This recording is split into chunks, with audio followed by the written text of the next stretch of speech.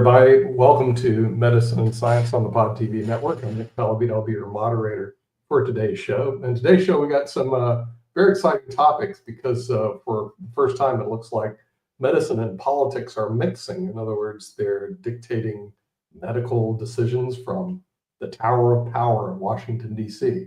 So we're going to take a look at some of the nominees that we have for these future positions of the CDC. I believe we have Dr. Dave Weldon. We're going to talk to Michael Patmos, who is a physician who's board certified in internal medicine, about his nomination. And then we have another gentleman here I found quite interesting, and his name is Jay Bhattacharya, who has a medical degree and is also a professor at Stanford University. But one of them, and I think this is Dr. Jay, has an issue where he signed the Great Barrington Declaration, which was basically saying you're going to take the people that are immune or have autoimmune deficiencies like myself, asthmatic, and we're going to segregate them away from the regular population, let COVID spread around, and of course, people like me, I wouldn't get sick because I would be isolated. Well, that's a very interesting theory, and of course has no basis in fact, but that doesn't matter. Other people, facts don't matter, as we know. So they had a couple interesting signees. Sonata Gupta from Oxford University, Martin Kulldorff from Harvard University. They all agreed that, well, there's another way to solve COVID, and that's just let everybody get sick, except the sickies, isolate them, and life is good again. Well, that's very interesting. It's called the Great Barrington Declaration, but did it work? Will it work? We don't know, but we have somebody who can give us some insight to us, and this is Dr. Michael Patmos. And Dr. Patmos, I'm very curious about these two nominees because they're going to be leading our health in the next several years. What are your thoughts?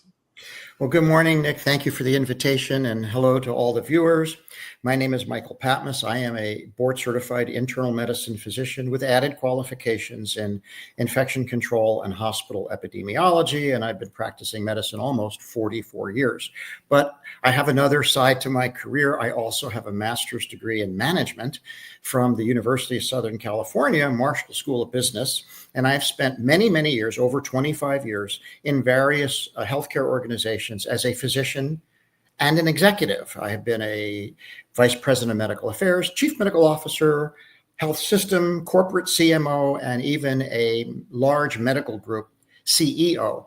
In the course of my work, I've been, as an executive, I've had the opportunity to be involved in the recruitment of over 200 physicians and also many senior executives, non-physician executives. I've even participated on a search for a medical school dean. So I've been very much involved with recruiting talent, executive talent, leadership talent, and physician talent for 25 years. Myself, I've also been a candidate many times, and I have a very close working relationship with dozens of executive recruiters. I'm very, very familiar with the process of executive recruitment and have led recruitments of hundreds of positions. So what I want to do is take a look at these two candidates today, Dr. Weldon and Dr. Bhattacharya, set aside their obvious anti-vax positions or maybe their extreme right-wing positions on abortion or whatever, and just focus in on their candidacy for these roles from the perspective of an executive recruiter, and try to provide a fair and balanced assessment. So this begins by looking at the organization. So let's take a look at CDC and look at what CDC is and see whether or not Dr. Weldon has the kinds of qualifications that you would need to lead CDC. What is CDC? It's a branch of the federal government. It's an organization comprised of about 20,000 employees, a federal agency. Its job is to do disease surveillance.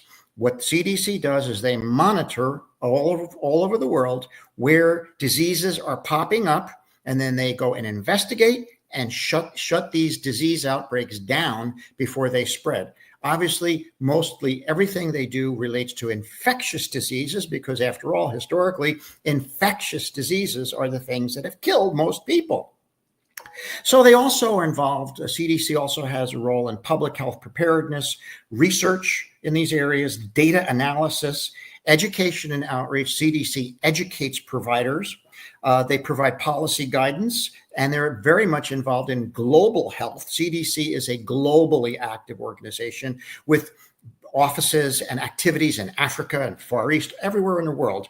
And they also provide strong support for health equity, because we know that healthcare disparities affecting people differently by race and gender and so forth is an important health issue. So this is what CDC does. So if you are going to design a position description, you're going to build a position description, what would you want for someone who's a leader? Well, I think you would, given this role of CDC, you would want somebody who's an expert obviously in health, someone who either an MD or PhD, someone who has very strong background and experience in disease surveillance, infection protection, infection prevention, infection control, infectious diseases, someone with a strong research base in these areas, someone with experience dealing with epidemics and outbreaks and how to manage an Ebola outbreak, for example. Like just this morning, I was reading there's a mysterious outbreak in Africa. 147 people just died in the last couple of weeks due to fever and headache, and they don't even know what it is. That's what CDC does. They go to Africa, they figure out what that is, and then they clamp down on it so it doesn't spread around the world. You would want somebody who has that kind of experience. And obviously someone who can provide support for health equity.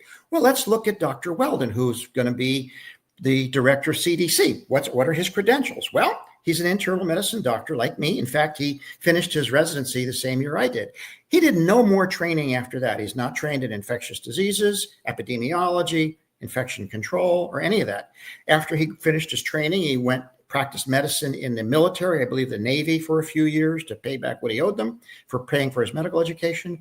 Then he went to Florida and he practiced in general internal medicine in Florida for a few years before running for Congress. And he served many years, I think over 20 years, in Congress in the House of Representatives. And I guess he either didn't run again or he got defeated. So he went back to practicing medicine a few years ago. His resume, he has no publications, he has no academic track record, he has no training in infectious diseases, epidemiology, any of the things that CDC does, he has no experience in.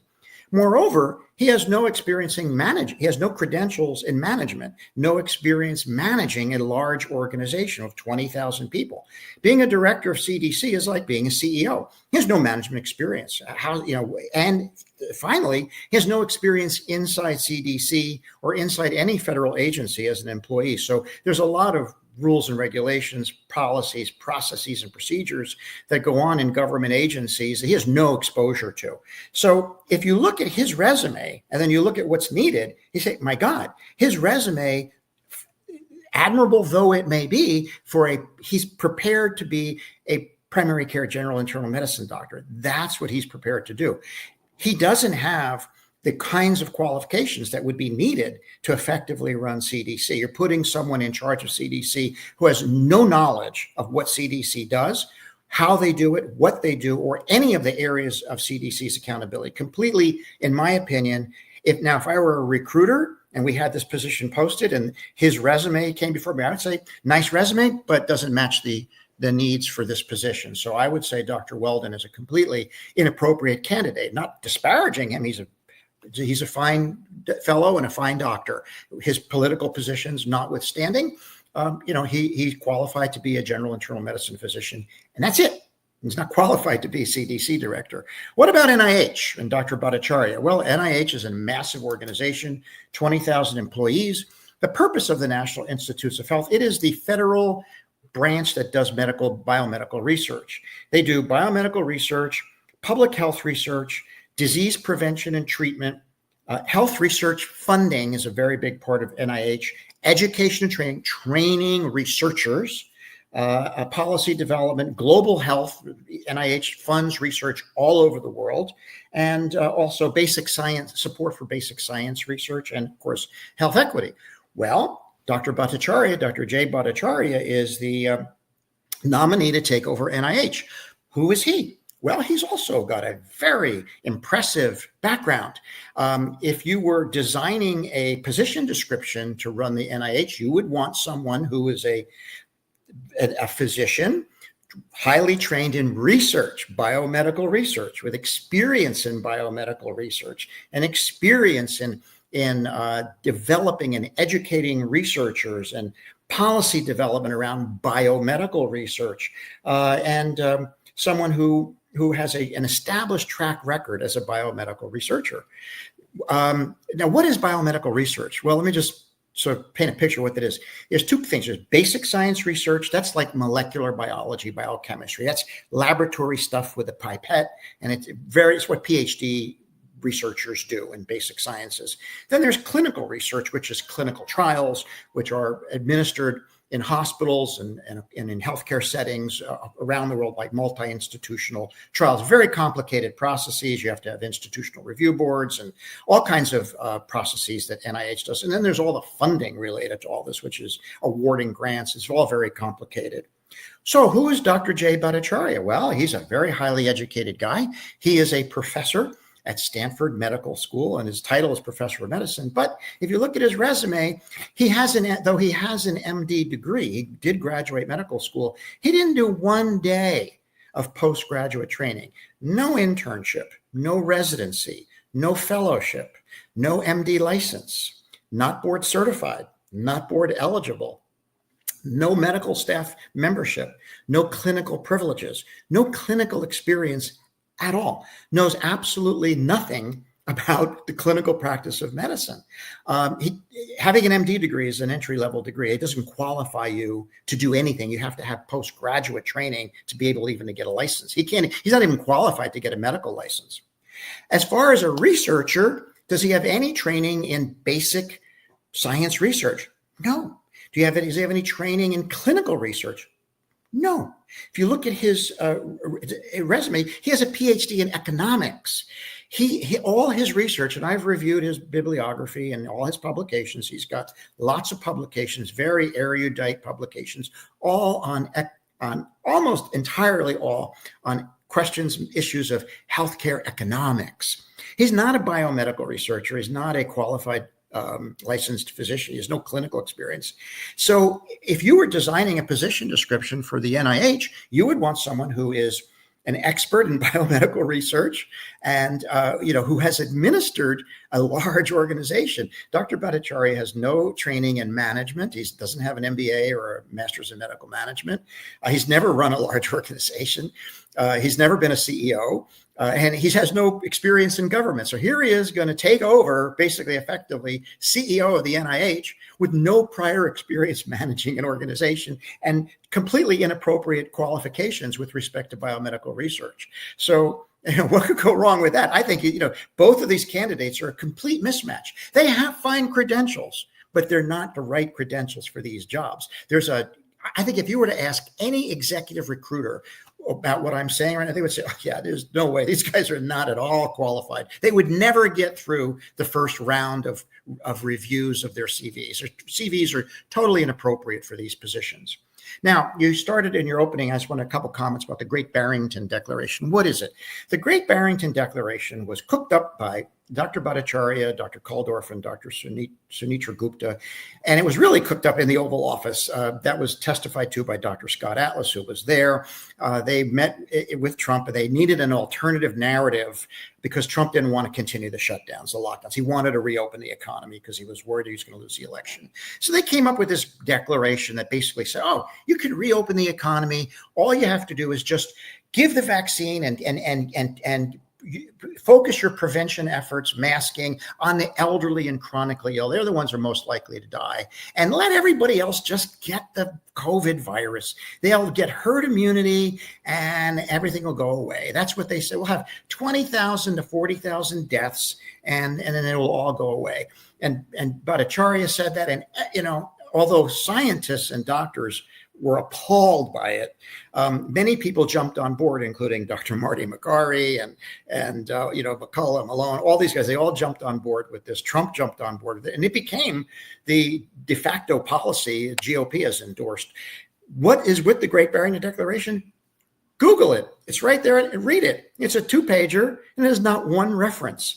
It's primary conclusions, the things that its primary foundational pillars that you should just focus on the elderly and let everybody else get COVID, basically want them infected, let her rip, is not based on any research at all. There's not one reference in this paper, not one. It's not published in any medical journal. It was never subjected to peer review. They cooked it up. It's a 2-pager. They cooked it up in the Oval Office.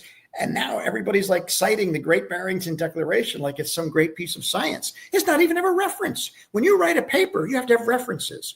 So anyhow, I don't think Jay Bhattacharya, based on his education and training, and certainly based upon what he did with the Great Barrington Declaration, is the right fit for NIH. He doesn't have the correct background and credentials. Neither does Dr. Weldon have the correct background and credentials to run CDC.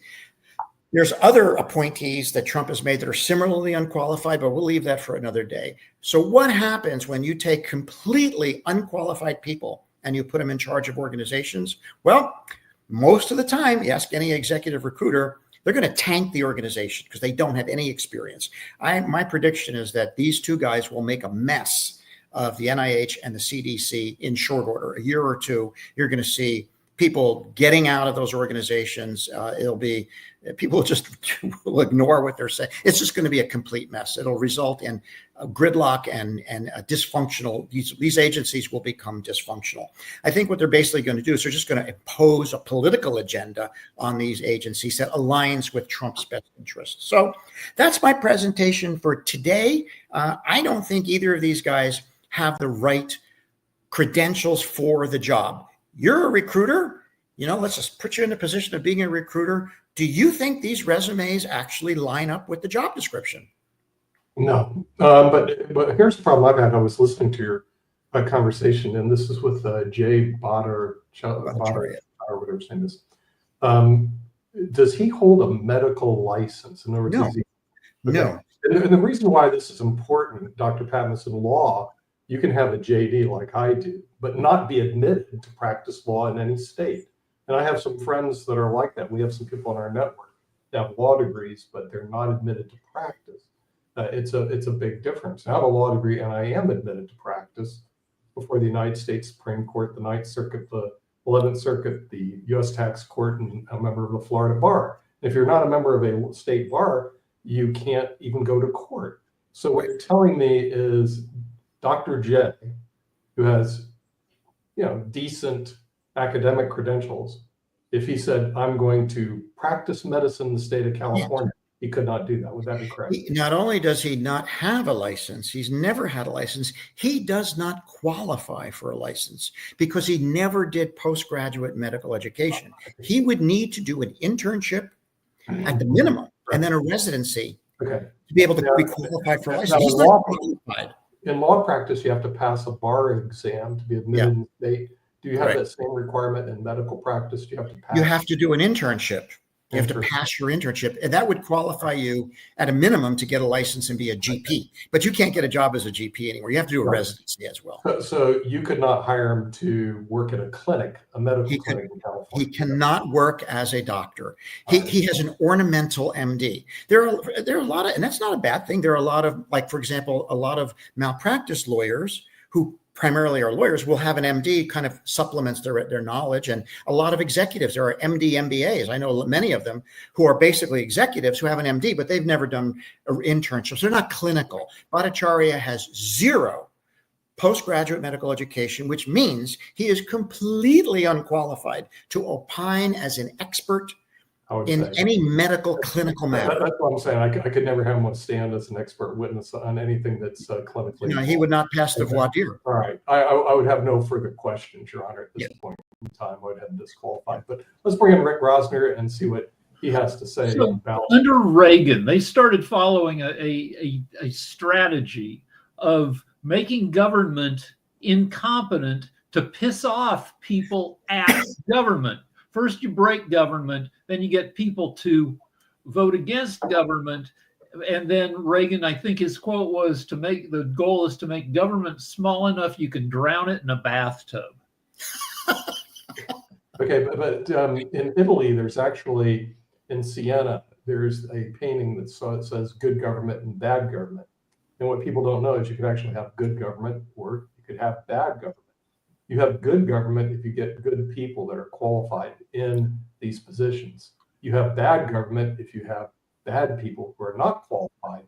They're in these positions. And this is the problem I'm seeing with this particular administration as we're starting off, that the reward is for politics and celebrities. It's not for competent people, which I would agree, and I haven't hired as many people do, but I've hired hundreds and hundreds of people to work for my companies, from my law practice to my financial service practice. So we review these resumes all the time, and you're looking for really the best and the brightest to fill the position. And when you get these people involved, like RFK heading up, Health and Human Services, who's an environmental attorney, they can't have a worse mismatch than that. Good news, at least they have medical degrees. Bad news is I wouldn't put them on the top of my call list. That's for sure. I don't think they would make the first round. Think about it this way. Would you get on an airplane, a 747, with a pilot who's not trained? Would you go scuba diving with a scuba instructor who's not certified? Would you have a brain surgery by a neurosurgeon who has no training in neurosurgery? These, running NIH and running CDC are similarly complicated tasks. You can't just put somebody there because you like they'll do what you say politically. You can't just put an obsequious sycophant in charge of a complicated organization and expect a good outcome. There's very little downside. There's no downside for Trump putting incompetence in these positions, because say it goes very badly. We saw what happened when COVID went very badly. Trump said it, he said, A, it's not bad. A bunch of people believed him. B, not his fault. It's the Democratic governors of states. And so he's got an excuse structure, and he's got tens of millions of people who support him, who are ready to believe whatever explanation. If it happens to go well, great. Trump, one good thing Trump did is is the push to get a vaccine made. Great. But then everything else about COVID, he screwed up. He's the master of excuses, everything. I know I'm pivoting away from the very vital discussion y'all have been having around the conversation and everything. But one of the things I've been really impressed with, and I know it's not necessarily in your lane of expertise, Dr. Patmos, but it is part of what you do and everything, in the sense of the way of we treat the body and all along those lines and everything. But I am very impressed. Unfortunately, I haven't had to have one as of yet, and I'm very fortunate at the age of early 60s. But I just had a cousin that retired recently from the GBI office because he had, I believe it was hip replacement surgery. And of course, you're not trying to run after bad guys, even bad guys in the fraud division and everything along those lines, if you have got a new hip. But I've also got my brother's girlfriend has a new heart and everything. So I'm just really impressed with the way that we are able to replace body parts in the 21st century. So I just wondered if you had any thoughts around that, because I've had a number of family members that have had everything from hips replaced to hearts to kidneys to a number of other things. I'm going back in the day, those could have been serious death sentences, and they may even shorten some of their lifestyles even at this day and time. But I'm just really impressed with the medical profession and how they're able to replace body parts. So I just wondered your thoughts around that. Mark, it's so great to hear you say that, because, I've been a doctor 44 years. I started medical school nearly 50 years ago. I've been in this profession for half a century. And over the course of my 50 years in medicine, my God, have things changed, how far we have come. I remember when a gallbladder surgery, we were in the hospital for 2 weeks. Now it's same day outpatient surgery. I remember when cataract surgery, you had to stay in the hospital for a week and with your head in a block and not move your head. Now they do it in an office. I mean, we have come so far. And why have we come so far? Because we have the world's best biomedical research enterprise underlying all of this, the National Institutes of Health. It is a gem worldwide.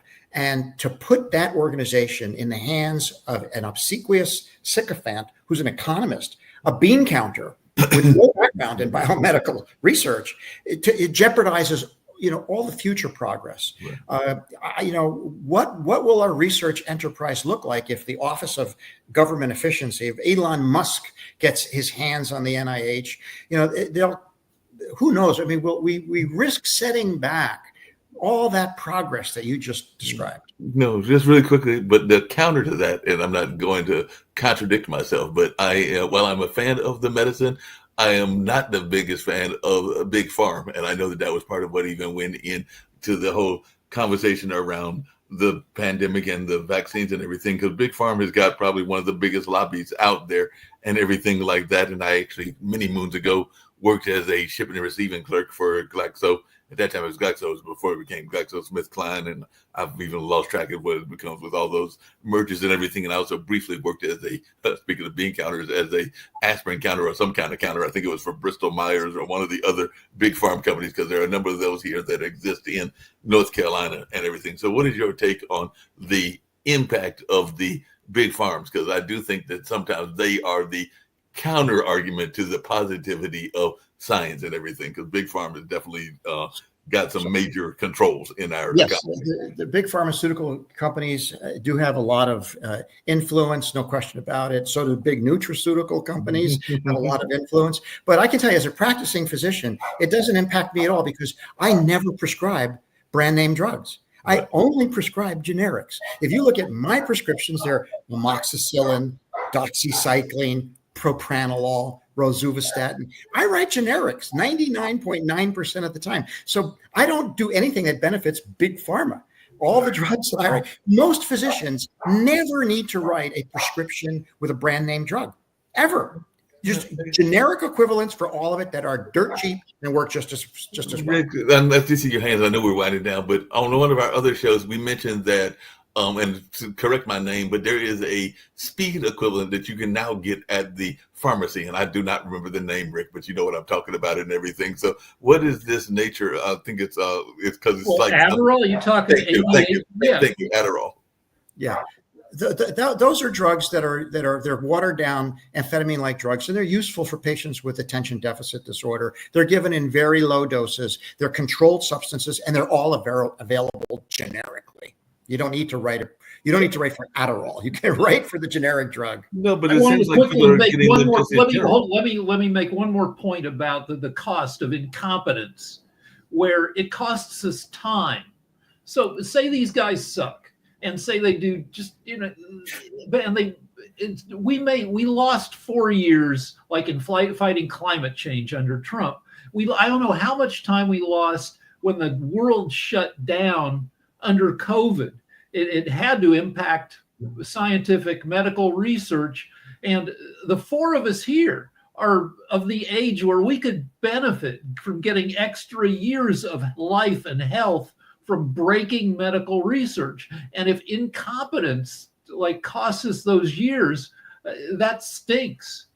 Yeah. It's going to do that, and it's already doing that. Life expectancy is declining in the United States. We're seeing a resurgence of infectious diseases now that were long gone. In fact, I just saw an ad today from Harvard Medical School for a new course they're offering on resurgent infectious diseases. So the academics are preparing for these diseases to come back. We will soon see. You put Kennedy in charge, and I'm telling you, in a year or two, you're going to see measles, polio, chickenpox, it's all diphtheria. They'll all come back. We have one pandemic in waiting with bird flu. Bird flu is pandemic among cows. It has a hard time infecting people. There have only been 57 cases in people in the U.S. so far. But the deal with viruses is they have crappy quality control. Every time you assemble a new batch of virus in somebody's body, it has mistakes from the time before, and eventually a mistake will be made that makes it more infectious of humans. Hey, by the way, I know we're winding down and because it's right at the hour or the 30-minute and everything, but isn't Adderall just another version of no dose? Because I remember when I was in college, kids used to go and get those. No dose, I think, they wanted to stay on. They wanted to stay up all day and everything. So it seems like that's just a version of no dose. Drinking 10 cups of coffee. No dose is caffeine. You're on the right track, Mark. No dose is caffeine. Caffeine is a weak amphetamine-like drug. What's in Adderall is dexedrine or other amphetamine-like drugs, and they're very low dose, and they're not as it's not like speed that you get out on the street. So But you're right in that regard. And oh, gee, what was I going to say? Oh, I forgot my last train of thought. Well, it's okay because about viruses misassembling themselves and no.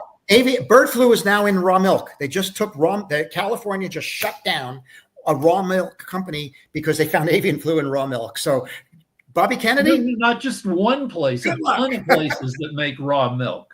Yes, it's going to get into the raw milk, and it's going to spread that way. And Bobby Kennedy, just sue Bobby Kennedy when our job as the media is to keep these people straight, which is a really tough job because the rest of the media isn't doing anything at all in terms of keeping these people in line. So we're going to be reporting on what's going on in the NIH, CDC, and also the person is the head of Health and Human Services throughout the year.